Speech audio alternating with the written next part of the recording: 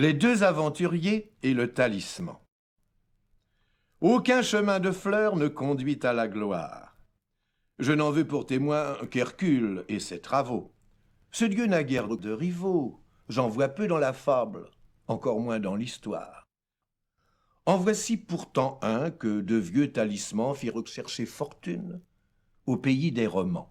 Il voyageait de compagnie. Son camarade et lui trouvèrent un poteau ayant au haut cet écriteau.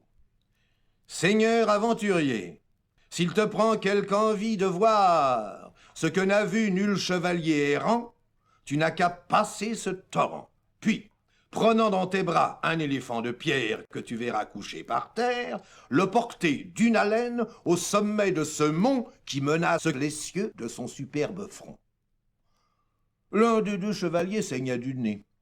Si l'onde est rapide autant que profonde, dit-il, et supposé qu'on la puisse passer, pourquoi de l'éléphant s'aller embarrasser? Quelle ridicule entreprise! Le sage l'aura fait par tel art et de guise qu'on ne pourra porter peut-être 4 pas. Mais jusqu'au haut du mont, d'une haleine, il n'est pas au pouvoir d'un mortel, à moins que la figure ne soit d'un éléphant nain, pygmée, avorton, propre à mettre au bout d'un bâton. Auquel cas, où l'honneur d'une telle aventure? On veut nous attraper dedans cette écriture. Ce sera quelque énigme à tromper un enfant.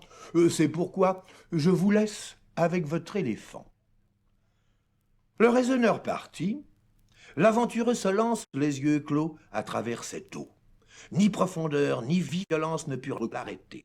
Et, selon l'écriteau, il vit son éléphant couché sur l'autre rive. Il le prend, il l'emporte, au haut du mont arrive, rencontre une esplanade et puis une cité. Un cri par l'éléphant est aussitôt jeté. Le peuple aussitôt sort en armes. Tout autre aventurier, au bruit de ces alarmes, aurait fui. Celui-ci, loin de tourner le dos, veut vendre au moins sa vie et mourir en héros. Il fut tout étonné d'ouïr cette cohorte le proclamer monarque au lieu de son roi mort. Il ne se fit prier que de la bonne sorte, encore que le fardeau fût, dit-il, un peu fort. Sixte en disait autant quand on le fit Saint-Père. Serait-ce bien une misère que d'être pape ou d'être roi? On reconnut bientôt son peu de bonne foi. Fortune aveugle suit aveugle hardinesse. Le sage, quelquefois, fait bien d'exécuter avant que de donner le temps à la sagesse d'envisager le fait, et sans la consulter.